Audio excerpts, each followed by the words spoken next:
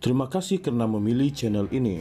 Sebelum kita mulakan video ini, sila pertimbangkan untuk menekan butang like, share, dan subscribe, dan aktifkan butang lonceng Anda agar Anda sentiasa mendapat info-info percuma pada setiap hari dari channel kami. Dan tinggalkan komen Anda karena komen Anda amatlah dihargai. Terima kasih. Perdana Menteri Anwar Ibrahim hari ini berkata, keputusan SPRM mendakwa hanya 2 daripada 8 adun Sabah yang terbabit dalam skandal rasuah lesen melombong dibuat berdasarkan pertimbangan kes kuat di mahkamah. Anwar yang menjawab Ronald Kiandi, PN Beluran berkata, ini berdasarkan justifikasi SPRM apabila dia bertanya skandal yang pertama kali didedahkan oleh ahli perniagaan yang bertukar menjadi pemberi maklumat Albert Tay yang turut didakwa bersama 2 lagi adun gabungan rakyat Sabah GRS. 8 adun dikaitkan liputan video itu, tapi apabila SPRM lihat kes mesti kuat untuk didakwa. Saya tak campur, tapi saya tanya kenapa 2 didakwa. Itu alasan mereka. Mereka ambil kes yang substantif in fact and law untuk pendakwaan. Kalau tak substantif, dengar dari video saja, tak boleh dakwa di mahkamah, kata Anwar semasa sesi soal jawab Perdana Menteri.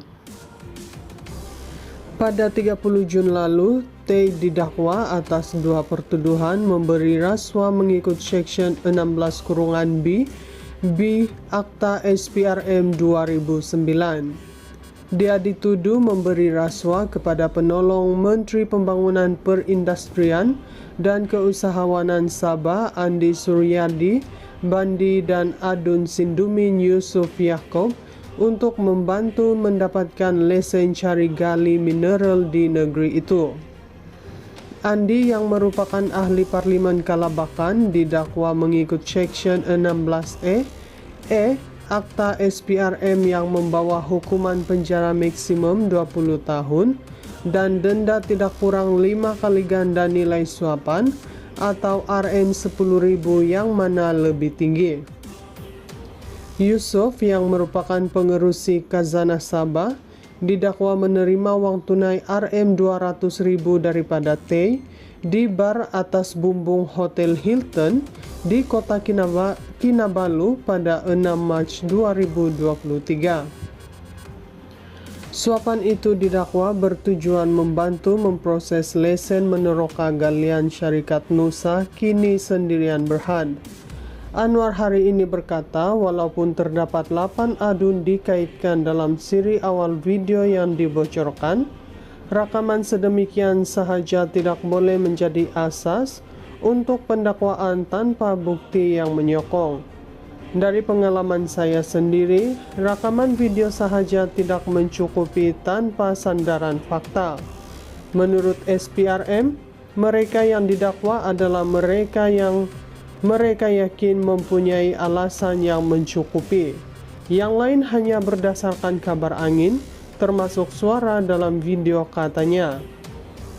Minggu lalu, ahli Parlimen Sempurna Syafi Abdal berkata, sekiranya kerajaan negeri dipimpin warisan selepas pilihan raya Sabah akan datang, pertuduhan akan diteruskan terhadap lebih ramai ahli Parlimen GRS yang terbabit dalam skandal rasuah itu. Perdana Menteri Anwar Ibrahim hari ini berkata, keputusan SPRM mendakwa hanya 2 daripada 8 adun Sabah yang terbabit dalam skandal rasuah lesen melombong dibuat berdasarkan pertimbangan kes kuat di mahkamah. Anwar yang menjawab Ronald Kiandi, PN Beluran berkata, ini berdasarkan justifikasi SPRM apabila dia bertanya skandal yang pertama kali didedahkan oleh ahli perniagaan yang bertukar menjadi pemberi maklumat Albert Tay yang turut didakwa bersama 2 lagi adun gabungan rakyat Sabah GRS. 8 adun dikaitkan liputan video itu. Tapi apabila SPRM lihat, kes mesti kuat untuk didakwa. Saya tak campur, tapi saya tanya kenapa 2 didakwa. Itu alasan mereka.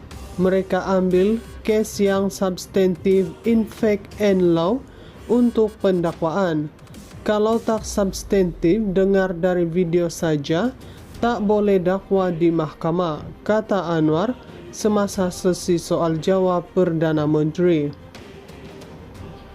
Pada 30 Jun lalu, T didakwa atas 2 pertuduhan memberi rasuah mengikut Section 16(b) Akta SPRM 2009. Dia dituduh memberi rasuah kepada penolong Menteri Pembangunan Perindustrian dan Keusahawanan Sabah Andi Suryadi, Bandi dan Adun Sindumin Yusuf Yaakob untuk membantu mendapatkan lesen cari gali mineral di negeri itu. Andi yang merupakan ahli Parlimen Kalabakan didakwa mengikut Section 16(e) Akta SPRM yang membawa hukuman penjara maksimum 20 tahun dan denda tidak kurang 5 kali ganda nilai suapan atau Rm10.000 yang mana lebih tinggi.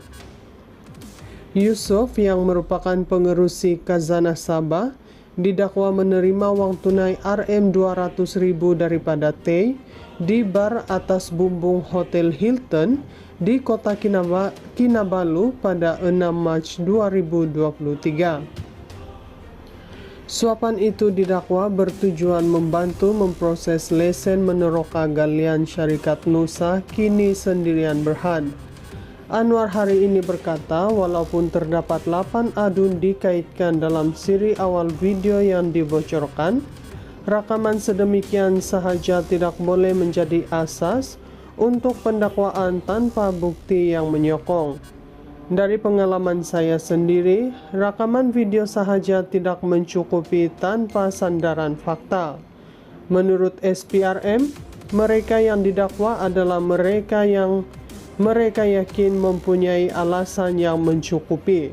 Yang lain hanya berdasarkan kabar angin, termasuk suara dalam video katanya.